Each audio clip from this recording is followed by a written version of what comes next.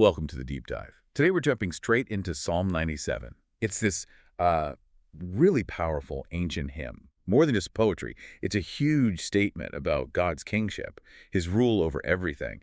And our goal here is pretty focused.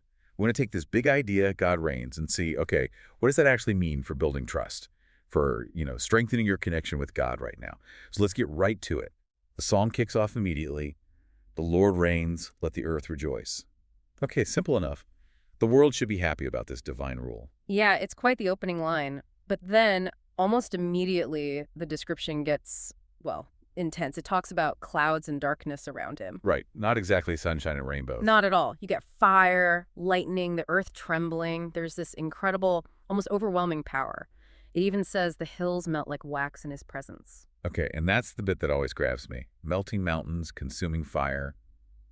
I mean, that sounds terrifying, honestly. In human terms, that kind of power usually leads to tyranny, right? Arbitrary. Exactly. That's the natural human association. So how does the psalm pivot, almost in the same breath, to say that righteousness and judgment are the foundation of his throne? How can that kind of raw power be based on fairness? What stops it from just being might makes right? That's the absolute core of it, I think. The guarantee is the foundation itself. It's not saying God has immense power and he also happens to be just sometimes. Oh. It's saying the very basis, the structure, the habitation, as the old text puts it, is righteousness tzedek and judgment, or justice mishpat. So the power operates through justice, not alongside it. Precisely. The power isn't separate from the ethics, it's defined by them.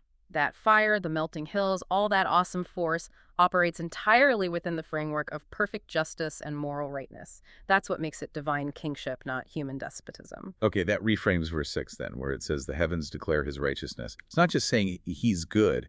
It's saying the whole system, the cosmos, reveals this inherent fairness. Yes, it's a structural truth being revealed. And that's why Zion, God's people, can hear this description, the power and the justice, and be glad.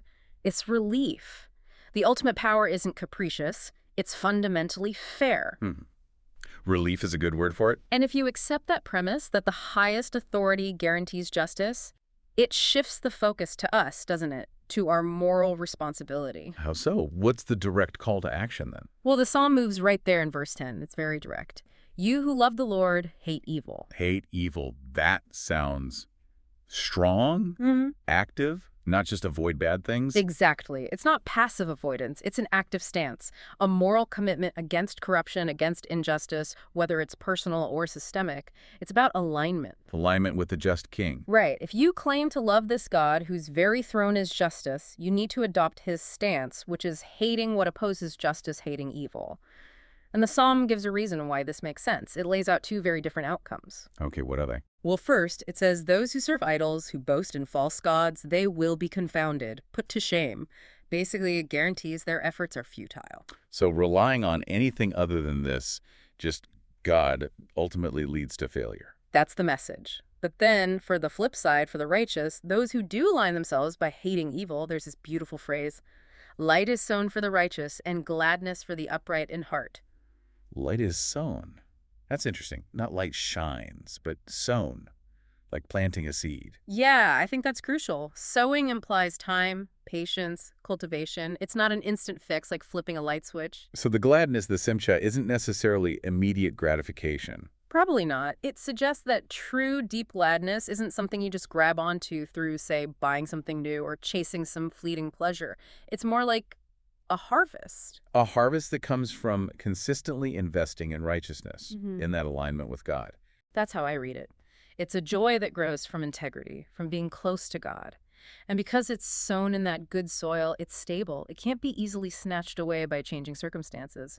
The psalm adds, he preserves the souls of his saints. There's security there. Okay, that makes sense. It connects integrity and lasting joy. So let's pivot to today. How does all this, the awesome power, the guaranteed justice, this sown light and gladness, help strengthen our trust and relationship with God now in our modern lives? Well, first, I think it calls us back to awe. We live in an age that really values control, explanation, science, which is great. But Psalm 97, with its trembling earth and melting mountains, reminds us there's a majesty, a divine order underlying everything that we don't fully control or comprehend. So trust starts with acknowledging we're not ultimately in charge. Hmm. recognizing God's sovereignty. Yeah, a bit of humility and reverence maybe. But then there's the part about idols. Right. Verse 7. We might not be carving statues today, but the warning about being confounded still applies. Absolutely. Modern idols are just different. Think about things we pour our trust into that aren't God. Money, maybe. Career. Or political power, Yeah, making a certain party or ideology the ultimate source of hope or security. definitely. Or even things like self-image, chasing that perfect online persona or social validation.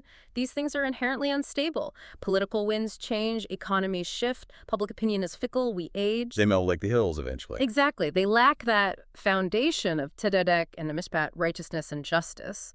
So the Psalm's warning holds. Relying on them ultimately leads to disappointment, to being confounded. So if God's rule is founded on justice, what does that demand from us practically? How do we live that out? It means trust isn't just a feeling, it's also action. If we trust that the ultimate power is just, then we who follow him need to reflect that. We need to care about fairness, about equity. So standing for justice in our own lives, in society, resisting corruption or oppression where we see it. Yes, it means personal integrity, hating evil in our own hearts, can't really be separated from seeking justice for others. They're connected. Living out that commitment, modeling fairness and truth, that's how we cultivate that sown light, that lasting gladness the psalm talks about.